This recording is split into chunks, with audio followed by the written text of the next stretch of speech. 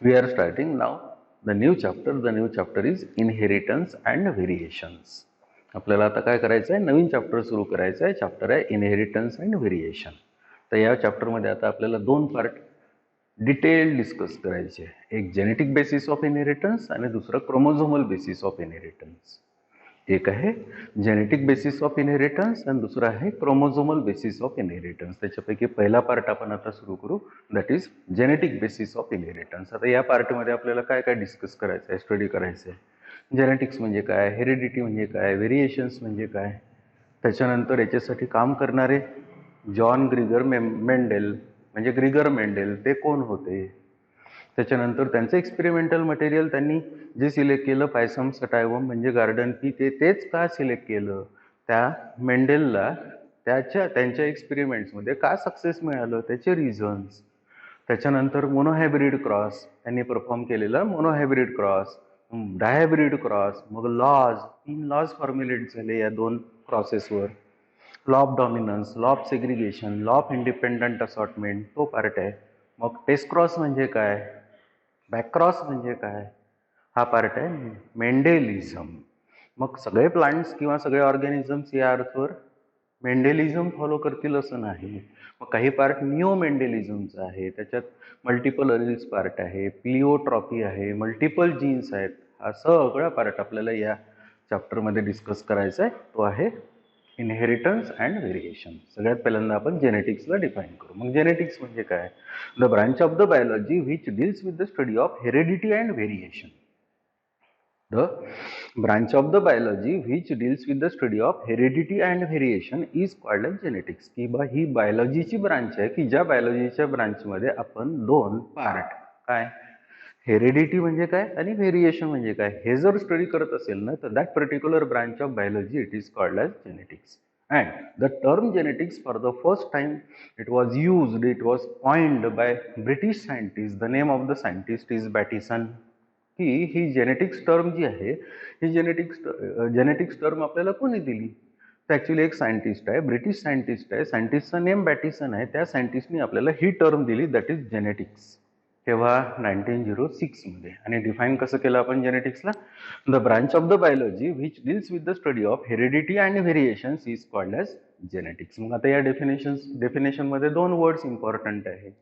एक आहे हेरिडिटी आणि दुसरं आहे व्हेरिएशन. मग हेरिडिटी म्हणजे काय, माझ्या पॅरेंट्सकडून मला जी कॅरेक्टर्स आले, जसेच्या तसे आले, ती जी सिमिलॅरिटी आहे त्या पर्टिक्युलर सिमिलॅरिटीला म्हणतो आपण हेरिडिटी. त्यालाच म्हणतो आपण inheritance. So the similarity between the parents and offspring and among the offspring it is called as heredity. की मी माझ्या पॅरेंट्ससोबत सिमिलॅरिटी दाखवतो, मी माझ्या ब्रदर सिस्टरसोबत सिमिलॅरिटी दाखवतो. ही जी सिमिलॅरिटी आहे या पर्टिक्युलर सिमिलॅरिटीला म्हणतो आपण heredity. So what is heredity then, the similarity, बघा, the similarity between the parents and offspring and among the offspring that is called as heredity, or in another words the transmission of characters from parents to the offspring is called as heredity or inheritance. की parents पासून जे characters आहे, traits आहे, ते मला जर येत असेल तर इनडायरेक्टली त्या ट्रान्समिशनला परत काय म्हणतो आपण, heredity. That is also called as inheritance. The another word it is called as variation. Variation म्हणजे काय, the dissimilarity or differences between the parents and offsprings and among the offsprings that is called as variations. काय म्हटलं मी, की differences पण राहणार आहे, डिसिमिलॅरिटीज पण राहणार आहे. पॅरेंट्स आणि माझ्यामध्ये डिफरन्सेस राहणार आहे, डिसिमिलॅरिटीज राहणार आहे. माझ्या आणि माझ्या ब्रदर सिस्टरमध्ये पण डिसिमिलॅरिटी राहणार आहे. या डिसिमिलॅरिटीला काय म्हणतो आपण, variations. So what is variations, the dissimilarity between the parents and offspring and among the offspring that is called as the variations, or in another words the differences observed among the offsprings as well as between parents and offsprings are called as variations. तर आतापर्यंत आपल्याला काय माहित झालं, genetics माहित झालं, heredity माहित झालं आणि व्हेरिएशन माहित झालं. परत एकदा आपण डिफाईन करूया तिन्ही डेफिनेशन्सला आणि पुढे जाऊ. So what is genetics? The branch of the biology which deals with the study of heredity and variation. It is called as genetics. मग heredity म्हणजे काय? The transmission of characters from parents to the offsprings.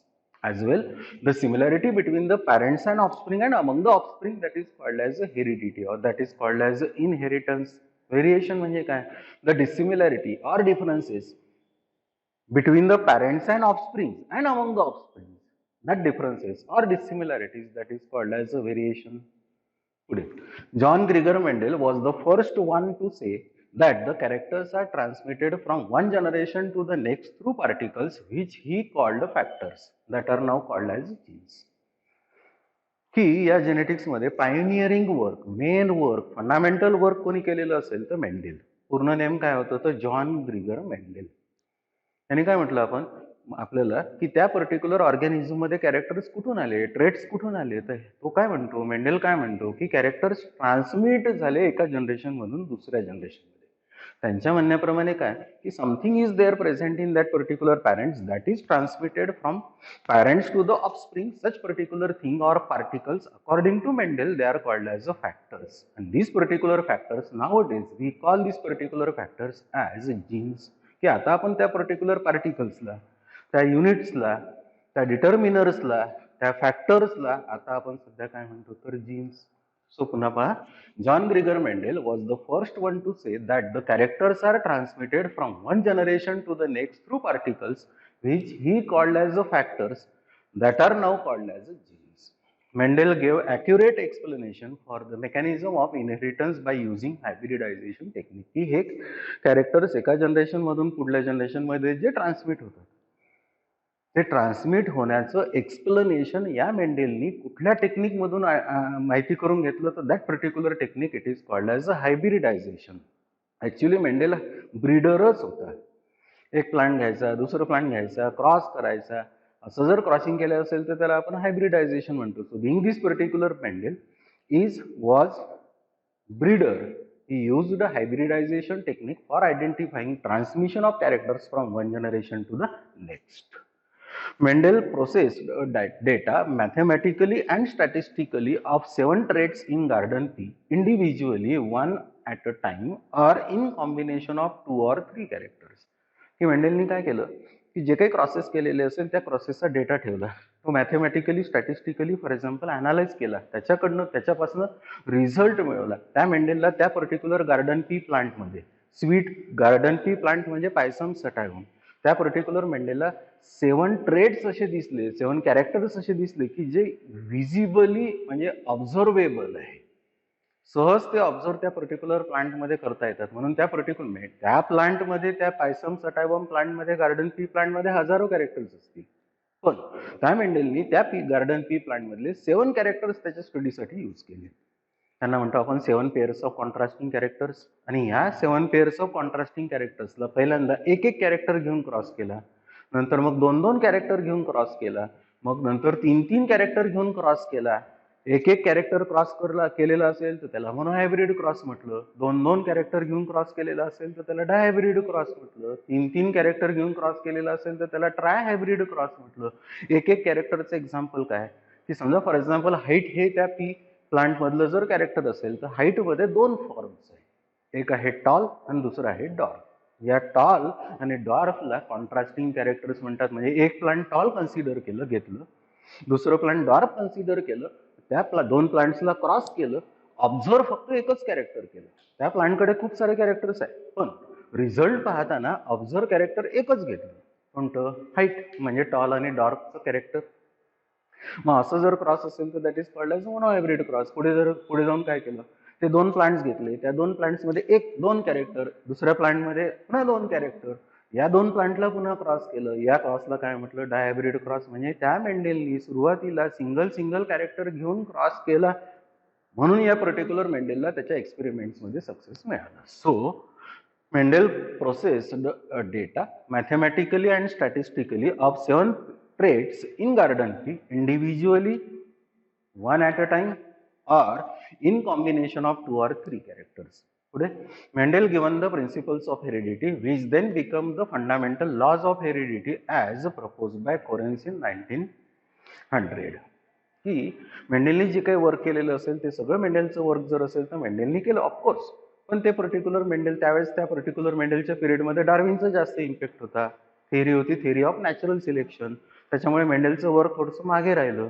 त्याच्यानंतर 1900 मध्ये कोरेन्सनी हे सगळे जेवढं काही मेंडेलचं work असेल ते रिडिस्कवर केलं. ऍक्च्युली 3 सायंटिस्ट होते, कोरेन्स, ड्युरिस आणि थेशरमार्क. पण मेन कोरेन्स होते. तर 1900 मध्ये या पर्टिक्युलर कोरेन्सनी ह्या मेंडेलचं सगळं वर्क रिडिस्कवर केलं. रिडिस्कवर केल्यानंतर आज आपण म्हणतो फादर ऑफ जेनेटिक्स इज नाव the John Gregor Mendel. Experimental material of Mendel, की या पर्टिक्युलर मेंडेलने कोणतं एक्सपेरिमेंटल मटेरियल सिलेक्ट केलं त्याच्या एक्सपेरिमेंटसाठी, हायब्रिडायझेशन एक्सपेरिमेंटसाठी. ऍक्च्युअली मेंडेलचे एक्सपेरिमेंटल मटेरियल दोन होते, एक हिरॅशियम आणि दुसरं पायसम. पण पायसम मध्ये त्या पर्टिक्युलर मेंडेलला जास्त रिझल्ट मिळाले म्हणून पायसम कंटिन्यू केलं, हिरॅशियम मागे राहिलं. Experimental material of Mendel. Mendel conducted cross-breeding experiments on garden pea. The scientific name of this particular garden pea is Pisum sativum, where the diploid chromosome number of this particular plant is 14, haploid chromosome n number. Haploid chromosome number of this particular plant is 7. Technical information माहिती पाहिजे की this particular plant commonly it is called as garden variety of pea. Scientific name of this particular plant it is Pisum sativum, where the Pisum is genus and sativum is species. Diploid chromosome number of this particular plant is 14. की या प्लांटचा diploid chromosome number 2n is equal to 14 म्हणजे 14 आहे. Haploid chromosome number of this particular plant is 7 म्हणजे n is equal to 7. He selected garden pea because की त्या particular मेंडेलनी तेच plant का सिलेक्ट केलं, म्हणजे पायसम सटायम सिलेक्ट करायचं काय रिझन होतं. Number 1, pea plants are annual and easy to cultivate. हे जे पर्टिक्युलर पी प्लांट आहे हे अॅन्युअल आहे. अॅन्युअल आहे म्हणजे एका वर्षाच्या आत त्या पर्टिक्युलर प्लांटची लाईफ सायकल कंप्लीट होते. आणि सगळ्यात इम्पॉर्टंट आहे की या पर्टिक्युलर प्लांटचा germination rate, germination ratio rate हा जास्त आहे, चांगला आहे. Second, pea plant show distinct and easily observable character. कारण त्या मेंडेलला 2 प्लांट घेऊन क्रॉस करायचं होतं. क्रॉस केल्यानंतर ते कॅरेक्टर्स दिसले पाहिजे. पी प्लांट असं होतं की त्या पर्टिक्युलर पी प्लांटमध्ये जे कॅरेक्टर मेंडेलनी यूज केले 7 ते सगळे इझिली ऑब्झर्वेबल होते. Third, life cycle of pea plant is short, so it is possible to study several generations within short time.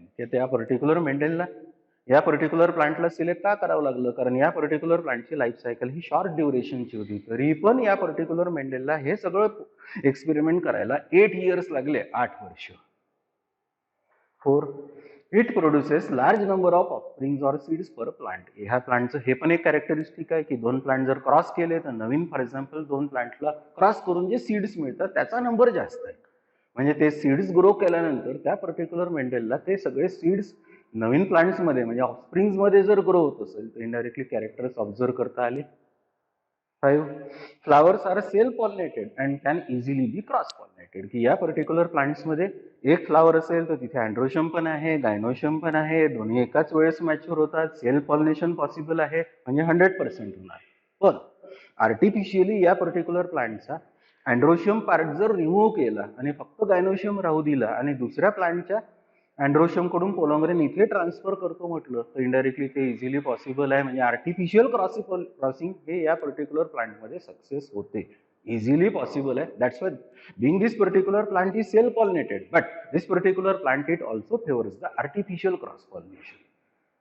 Another, flowers are large for easy emasculation and cross pollination. हे सगळ्यात important characteristic आहे. Mendel was breeder. त्या particular मेंडेलला cross pollination करायचं होतं या particular प्लांटमध्ये. या प्लांटचं flower जर असेल तर साईज त्याचं मोठं आहे, त्याच्यामुळे फ्लावर ओपन करता येते.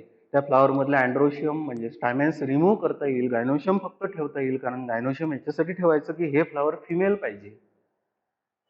दुसऱ्या एखाद्या प्लांटचे पोलंग्रेन्स आणायचे असेल तर तिथले पोलंग्रेन्स एखाद्या ब्रशनी ते कलेक्ट करायचे आणि इथल्या स्टिग्मावर ट्रान्सफर करायचे.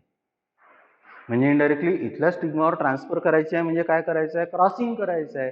जर आपण इथले स्टॅमेन्स या पर्टिक्युलर फ्लावर मध्ये जर दोन्ही रिप्रोडक्टिव्ह वॉल्स आहे, अँड्रोशियम पण आहे आणि गायनोशियम आहे ना, अशा वेळेस फॉर एक्झाम्पल जर आपण क्रॉस पॉलिनेशन करायला गेलो आणि समजा त्याच फ्लावर मधले पोलंग्रेन्स तिथे जर त्याच गायनोशियमवर डिपॉझिट झाले तर आपल्याला करायचं आहे क्रॉस, पण होऊन जाईल self. To avoid this particular self pollination, Mendel has cut that particular androecium or stamens from this particular bisexual flower and made this particular bisexual flower to the unisexual female flower, that is called as emasculation. So due to this particular emasculation in this particular plant, cross pollination is easily possible. That's why this particular Mendel has selected this particular plant. कळलं की या particular plant मध्ये काय करायचं आहे, crossing करायचं आहे. Crossing करायचं म्हणजे काय, 2 प्लांट्स आहे, 2 फ्लावर्स आहे.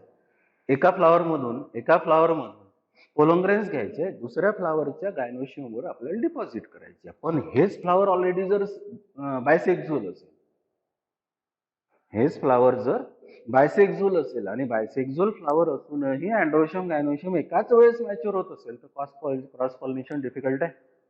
मग तशा वेळेस काय करायचंय की हे दोनपैकी एका प्लांटच्या फ्लावरला एक स्पेशल ट्रीटमेंट देतात, that is called as emasculation. Emasculation म्हणजे काय?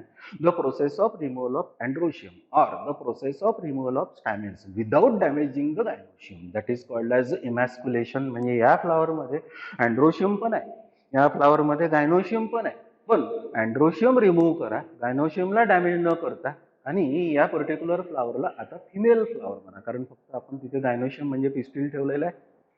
नंतर ज्या दिवशी तुम्हाला क्रॉसिंग करायचं असेल त्या दिवशी फॉर एक्झाम्पल मेल दुसरं एखादं प्लांट असेल तिथले पोलोंग्रेन्स कलेक्ट करा आणि इथे डिपॉझिट करा, तेव्हा क्रॉसिंग होईल.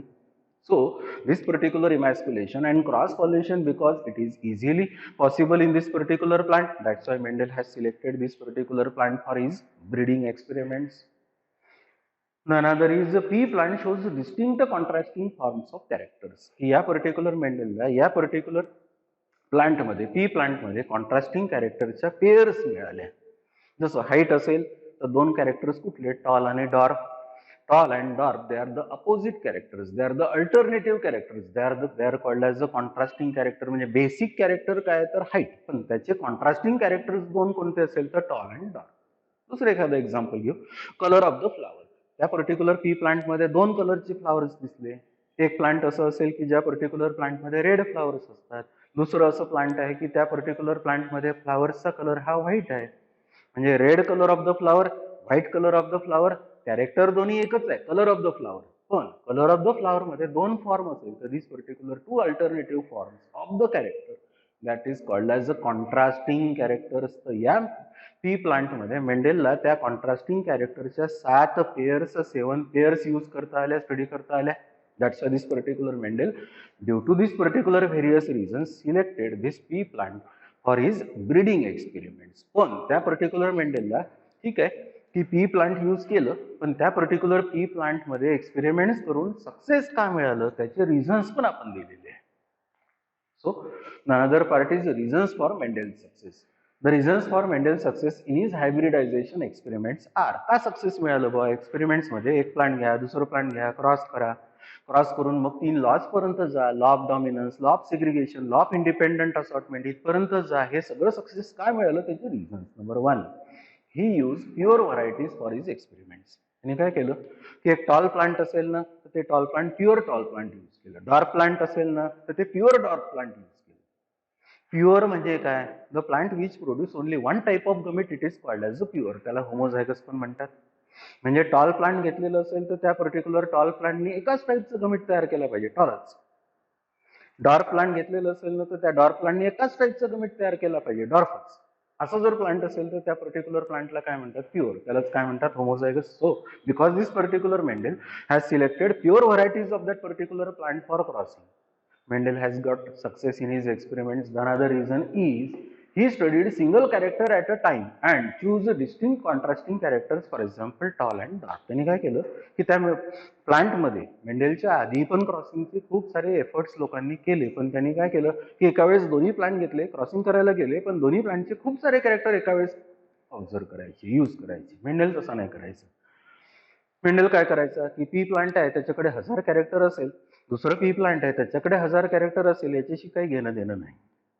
त्यांनी काय केलं, एक पी प्लांट असेल, 1000 कॅरेक्टर असेल, पण स्टडीला फक्त एकच घेतलं, फॉर एक्झाम्पल टॉल. दुसरं पी प्लांट आहे त्याच्याकडे 1000 कॅरेक्टर असेल, पण स्टडीला ऑब्झर्व करायला कॅरेक्टर एकच घेतलं, कोणतं? डॉर्फ. म्हणजे इनडायरेक्टली टॉल प्लांट आहे, डॉर्फ प्लांट आहे, या दोनला क्रॉस करून नवीन काय प्लांट मिळते हे ऑब्झर्व केलं. ते प्लांट टॉल असते की ते प्लांट डॉर्फ असते की ते प्लांट इंटरमिजिएट असते, हे त्यांना इझिली स्टडी करता आलं. So because Mendel has selected at a time only one character in the beginning, this particular Mendel has got success in his experiments. He studied characteristics for many generations. की त्या particular मेंडेलनी जे particular characters त्या particular क्रॉसिंगसाठी use केले ते खूप सारे generations पर्यंत observe केले, म्हणून Mendel has got success in his experiments.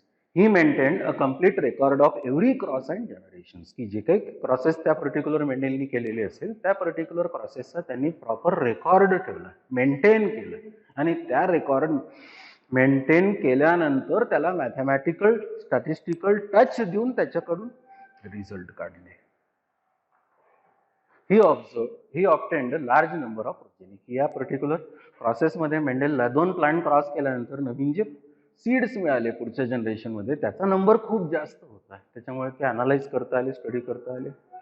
He used statistical and mathematical principle to analyse the result, की जो पर्टिक्युलर रिझल्ट किंवा डेटा त्यांना मेंडेलला मिळाला तो स्टॅटिस्टिकली मॅथमॅटिकली अप्रोच देऊन टच देऊन रिझल्ट काढला गेला, त्याच्यामुळे त्याच्याकडून आउटकम मिळाला.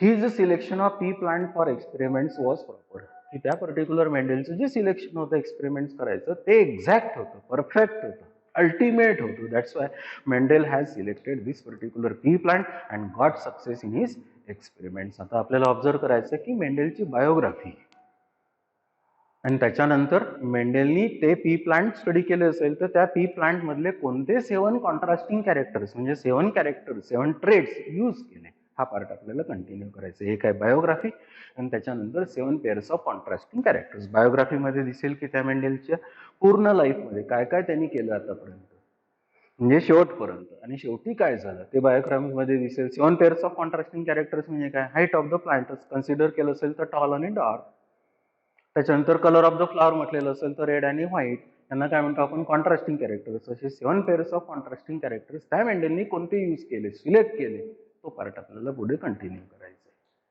नाव we will see the biography of Mendel. आता आपल्याला काय पाहायचं आहे की मेंडेलची बायोग्राफी. मग या मेंडेलनी आतापर्यंत म्हणजे त्याच्या लाईफमध्ये शेवटपर्यंत काय काय काम केलं या ब्रीडिंगसाठी. बघा, John Gregor Mendel, the father of modern genetics, was born on 22 July 1822 in Austria. मेंडेलचं पूर्ण नेम काय होतं, जॉन ग्रिगर मेंडेल और ग्रिगर जॉन मेंडेल. बर्थ केव्हाचा, 22 जुलै 1822. कुठला, Austria. After finishing his schooling at his town Moravia, he went to the Vienna for higher studies. की त्याच्या birth प्लेसचं काय नेम होतं तर मोराविया, कंट्रीचं नेम काय होतं तर ऑस्ट्रिया. तो तिथून त्या मोरावियामधून त्याचं स्कूलिंग आटोपल्यानंतर, स्कूल एज्युकेशन आटोपल्यानंतर हायर एज्युकेशनसाठी कुठे गेला तर Vienna. He graduated in 1840 in statistics and natural science. की व्हिएन्नाला त्याचं ग्रॅज्युएशन कशामध्ये झालं तर 2 सब्जेक्ट, स्टॅटिस्टिक्स आणि नॅचरल सायन्स, ज्याला आपण बायोलॉजी म्हणतो. केव्हा, 1840. In 1843, he joined the Austrian monastery and became a priest. He also worked as a tutor of science. की त्या पर्टिक्युलर मेंडेलने 1843 मध्ये मोनॅस्ट्री जॉईन केली, तिथे प्रिस्टशिप तो करायला लागला आणि सोबत सोबत तो सायन्सचा टीचर पण बनला, tutor. In 1856, he began his famous experiments on pea plant. की त्यांनी 1856 मध्ये त्या पर्टिक्युलर गार्डन पी प्लांटला सिलेक्ट केलं आणि त्याच मोनॅस्ट्रीच्या एरियामध्ये, कॅम्पसमध्ये त्यांनी त्याचे एक्सपेरिमेंट सुरू केले. He conducted all his experiments in monastery. की त्यांनी त्याचं वर्क जर मॅक्झिमम कुठे केलेलं असेल तर त्या मोनॅस्ट्रीमध्ये, की जिथे तो प्रिस्ट होता. Based upon results obtained from hybridization experiments, Mendel formulated the laws of heredity. की त्या पर्टिक्युलर मेंडेलनी जे 7 वर्ष त्या पर्टिक्युलर पी प्लांटवर काम केलं त्याच्यावर त्या पर्टिक्युलर मेंडेलनी वेगवेगळे प्रिन्सिपल सांगितले हेरिडिटीचे, that is called as the laws of heredity. He published his papers in the annual proceedings of Natural History Society in 1866. की त्यांनी जेवढं वर्क केलेलं असेल ते सगळं वर्क कंपाईल करून एकत्र करून लॉजच्या फॉर्ममध्ये एका सोसायटीच्या समोर प्लेस केलं. केव्हा, 1866. कुठे, Brunn. So the place where Mendel has given or submitted that particular work is Annual Proceedings of Natural History Society at Brunn. Most unfortunately, his work failed to attract the attention of biologists at that time. पण मेंडेलनी जे काही work केलेलं होतं त्या वर्कमध्ये 2 गोष्टी use झाल्या होत्या, statistics आणि नॅचरल सायन्स.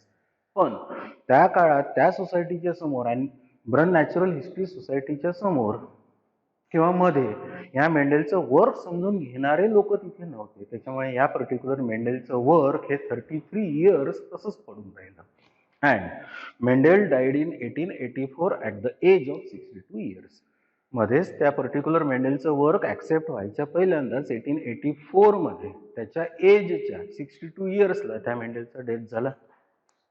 रिडिस्कवरी पाहता मग मेंडेलचं वर्क पुन्हा लोकांच्या अटेन्शनमध्ये केव्हा आलं बघा. Mendel worked on garden pea for 7 years and published his work in 1866. की मेंडेलनी त्या पर्टिक्युलर पी प्लांटवर 7 years वर्क केलं. पब्लिश किती केव्हा केलं? 1866ला. His work remain unnoticed for about 33 years. की त्या पर्टिक्युलर मेंडेलचं जे वर्क होतं त्या पर्टिक्युलर मेंडेलला ते कळत होतं. मॅथमॅटिक्स आहे, स्टॅटिस्टिक्स आहे, नॅचरल सायन्स आहे, म्हणजे बायोलॉजी आहे, ते मेंडेलला कळत होतं. पण बाकीच्या लोकांना कळत नसल्यामुळे ते जवळजवळ 33 years अननोटिस राहिलं. In 1900 Hugo de Vries from Holland, Carl Correns from Germany and Erich Tschermak of Austria working independently on heredity in plants observed the same conclusion as that of the Mendel. की या particular 3 लोकांनी कोण कोण? ड्युरिस, कोरेन्स आणि थेशरमार्क independently आपापल्या कंट्रीमध्ये पण हेरिडिटीसाठी काम केलं. पण त्यांच्या असं लक्षात आलं नंतर की हे काम आणि आधी मेंडेलनी केलेलं काम सेम आहे. De Vries rediscovered the research papers of the Mendel and publish again in 1901. की या ड्युरिसनी त्या मेंडेलचं वर्क तसंच्या तसं पुन्हा परत करून पाहिलं, रिडिस्कवर केलं आणि पब्लिश केलं 1901ला. Hence Mendel is known as father of genetics. म्हणजे जे काम मेंडेलनी केलं, वर्क जे मेंडेलनी केलं ते सगळं रिडिस्कवर कोणी केलं? तर ड्युरिस या सायंटिस्टने. पब्लिश केव्हा केलं? तर 1901 मध्ये. तेव्हापासून आपण त्या पर्टिक्युलर मेंडेलला काय म्हणतो? Father of genetics. पण या मेंडेलनी वर्क कुठल्या प्लांटवर केलं? The name of the plant it is called as garden variety of the pea. The scientific name of that particular plant it is called as the Pisum sativum. मेंडेलला काय success मिळालं हे आपण पाहिलेलं आहे की त्या पर्टिक्युलर मेंडेलनी त्या पी प्लांटमध्ये एक एक कॅरेक्टर घेऊन क्रॉस केलं. म्हणजे मॅक्झिमम कोणते क्रॉसेस केले? मोनोहायब्रिड क्रॉसेस केले. फक्त मोनोहायब्रिड क्रॉसेस केले असं नाही आहे. मोनोहायब्रिड क्रॉसेस केले, डायहायब्रिड क्रॉसेस केले. पण या सिंगल कॅरेक्टर घेऊन क्रॉसेस केले, त्याच्यामुळे ते रिझल्ट मिळाले, ते अनालाइज करता आले. म्हणून या मेंडेलला त्याच्या एक्सपेरिमेंट्समध्ये सक्सेस मिळालं. पण त्यांनी कोणते कॅरेक्टर्स त्या पर्टिक्युलर 2 पी प्लांटमधले म्हणजे पी प्लांटमधले यूज केले? पी प्लांटमध्ये तर हजारो कॅरेक्टर असेल, पण मेंडेलनी त्या पी प्लांटमधले 7 कॅरेक्टर्स कोणते यूज केले ते सगळे इम्पॉर्टंट आहे. The 7 pairs of contrasting characters which were used by Mendel in pea plant, they are: the first is height of the plant, that is also called as stem length, where the dominant character is tallness, the recessive character is dwarfness. म्हणजे काय झालं की height of the plant एक character जर असेल तर त्याच्यातलं एक व्हरायटी कशी आहे? टॉल आहे. दुसरी व्हरायटी कशी आहे? डॉर्फ आहे. पण टॉल व्हरायटीला डॉर्फ व्हरायटी सोबत क्रॉस केल्यानंतर F1 जनरेशन मध्ये जर टॉल मिळत असेल तर टॉल कॅरेक्टर हे डॉमिनंट झालं. रेसिसिव्ह कॅरेक्टर डॉर्फनेस F1 जनरेशन मध्ये आलं नाही असं नाही, आलं, पण ते सप्रेस झालं. म्हणून त्या कॅरेक्टरला काय म्हणतो आपण? Recessive. So the character is height of the plant or stem length, where in this particular character the 2 traits or 2 forms are the one is tall, the another is dwarf, where the tallness is dominant and dwarfness is recessive. Second character is color of the flower. की त्या particular मेंडेलने काय केलं? एक P plant आहे, दुसरं P plant आहे, एक red flowering आहे, दुसरं व्हाईट फ्लॉवरिंग आहे, क्रॉस केलं. F1 जनरेशन मध्ये ऑब्झर्व केलं, रेड मिळालं. म्हणजे व्हाईट नाही आलं का? व्हाईट कॅरेक्टर तिथे आलं, ते सप्रेस झालं. रेड कॅरेक्टर एक्सप्रेस झालं. That's red character is dominant, white character is recessive. So basic character is colour of the flower. Third, position of the flower, that is axillary and terminal. म्हणजे position of the flower मध्ये काय की suppose हे particular plant आहे, या particular प्लांटला इथे branch develop झालेली आहे, या ब्रांचच्या ॲक्झिल मध्ये फ्लावर डेव्हलप होत असेल तर ॲक्झिलरी. सपोज हे दुसरं प्लांट आहे, याच्या टीपला जर फ्लावर डेव्हलप होत असेल तर that is called as a terminal. Auxiliary flower असणारं प्लांट, टर्मिनल फ्लावर असणारं प्लांट, या दोघांना जर क्रॉस केलं तर F1 जनरेशन मध्ये जर ॲक्झिलरी मिळालं असेल तर ते कॅरेक्टर झालं डॉमिनंट. याचा अर्थ टर्मिनल कॅरेक्टर त्या पर्टिक्युलर F1 मध्ये नाही आलं का? आलं, पण ते सप्रेस झालं. That's a terminal character is recessive, axillary character is dominant. So basic character is position of the flower. Third, shape of the seed. की त्या गार्डन पी प्लांटच्या सीडचा म्हणजे वटाण्याच्या सीडचा शेप कसा आहे? तर एक सीड असं आहे की त्याची आउटलाईन स्मूथ आहे, दुसरं असं सीड आहे की त्याची आउटलाईन थोडीशी रिंकल्ड आहे, म्हणजे त्याच्यावर रेषा आहे. डॉमिनंट कॅरेक्टर कुठला आहे तर राऊंड आहे. रेसिसिव्ह कॅरेक्टर कसं आहे तर रिंकल्ड आहे. हे कशावरनं, एक राऊंड व्हरायटी घेतली, एक रिंकल्ड व्हरायटी घेतली, दोन्ही व्हरायटीला क्रॉस केलं, F1 जनरेशन मध्ये राऊंड मिळालं असेल तर राऊंड कॅरेक्टर डॉमिनंट, रिंकल्ड नाही आलं का आलं पण ते सप्रेस झालं म्हणून ते कॅरेक्टर कसं तर recessive. So shape of the seed, dominant character is round and recessive character is wrinkled. नंतर colour of the pod. Pod म्हणजे काय, फ्रूट, त्या पर्टिक्युलर वटाण्याच्या प्लांटचं, पी प्लांटचं फ्रूट, त्याला पॉड म्हणतात. पॉड मध्ये डॉमिनंट कॅरेक्टर कसं आहे कलर मध्ये ग्रीन आहे, येलो कॅरेक्टर कसं आहे रेसेसिव्ह आहे. म्हणजे एक प्लांट असं आहे की ग्रीन पॉड असणार, दुसरं प्लांट असं आहे की येलो पॉड असणार. क्रॉस केलं F1 जनरेशन मध्ये ग्रीन मिळालं असेल तर ते कॅरेक्टर काय झालं डॉमिनंट, आणि येलो कॅरेक्टर जर तिथे सप्रेस झालेलं असेल तर ते कॅरेक्टर कसं recessive. So colour of the pod green and yellow, where the green is dominant and yellow is the recessive. Shape of the pod, inflated and constricted. की या पर्टिक्युलर पी प्लांटचा फ्रूटचा पॉडचा शेप समजा for example त्याची outline सरळ असेल इन्फ्लॅटेड, पण ती जर वेव्ही असेल प्रत्येक त्या सीडच्या मध्ये कॉन्स्ट्रिक्ट होत असेल तर दॅट इज द कॉन्स्ट्रिक्टेड. इन्फ्लॅटेड एक, कॉन्स्ट्रिक्टेड एक, या दोघांना घेऊन क्रॉस केलं, इन्फ्लॅटेड F1 जनरेशन मध्ये मिळत असेल तर that is dominant character. Constricted नाही आलं का आलं पण ते सप्रेस झालं म्हणून constricted is recessive, inflated is dominant. So shape of the seed is the, shape of the pod is the character. Another colour of the cotyledon. ही seed आहे, सीडला जर ओपन केलं तर आतमध्ये दोन कॉटिलेडॉन्स आहे कारण पी प्लांट डायकॉट आहे. तर कॉटिलेडॉनचा कलर कसा आहे, कॉटिलेडॉनचा कलर एक तर येलो आहे नाहीतर मग ग्रीन आहे. येलो कॉटिलेडॉन असणारं प्लांट, ग्रीन कॉटिलेडॉन असणारं प्लांट दोन जर क्रॉस केले F1 जनरेशन मध्ये जर येलो कॉटिलेडॉन मिळत असेल तर ते डॉमिनंट कॅरेक्टर झालं. म्हणजे ग्रीन नाही आलं का आलं ते रेसेसिव्ह आहे, सप्रेस झालं. So yellow color of the cotyledon is dominant character and green color of the cotyledon is recessive character, and always dominant character it is denoted by capital letter and the recessive character is denoted by the small letter or lower case letter of the dominant character. म्हणजे tall आणि डॉर ला मला जर denote करायचं जर असेल तर टॉलचं spelling start होईल कॅपिटल टी पासून, म्हणजे टी पासून. तर टॉल साठी मी नोटेशन काय यूज करील कॅपिटल टी, पण डॉर्फ साठी मी काय यूज करील तर स्मॉल डी यूज नाही करणार, टॉलचं स्मॉल लेटर तिथे यूज करणार म्हणजे स्मॉल टी. म्हणजे इनडायरेक्टली टॉलनेस साठी मी कॅपिटल टी यूज केलं असेल तर डॉर्फनेस साठी स्मॉल टी यूज करणार. म्हणजे डॉमिनंट कॅरेक्टर अप्पर केस मध्ये लिहिणार आणि रेसेसिव्ह कॅरेक्टर लोअर केस मध्ये लिहिणार पण नोटेशन तेच यूज करणार, म्हणजे अल्फाबेट तेच यूज करणार. फॉर एक्झाम्पल राऊंड आणि रिंकल्ड. राऊंड साठी मी हे जर राऊंड डॉमिनंट कॅरेक्टर असेल तर कॅपिटल आर नी नोट करणार, डिनोट करणार. पण रिंकल्ड जर असेल तर इनडायरेक्टली तिथे मी डब्ल्यू यूज नाही करणार, हाच आर इथे स्मॉल लिहिणार. So these are the 7 pairs of contrasting characters which were used by Mendel for his various experiments. The experiments are monohybrid experiment and dihybrid experiment. याच्या पुढे आपण आता जाऊ की या जेनेटिक्स मध्ये मेंडेलनी ठीक आहे वर्क केलं, पण या मेंडेलनी वर्क करताना त्या जेनेटिक्स मध्ये खूप सारे टर्म्स सांगितले आपल्याला. त्या टर्म्स पहिल्यांदा माहिती करायचे, that is called as terminologies in genetics. तर त्या टर्म्स पाहिल्यानंतर मग आपल्याला जायचं आहे मोनोहायब्रिड क्रॉस, डायहायब्रिड क्रॉस आणि लॉज.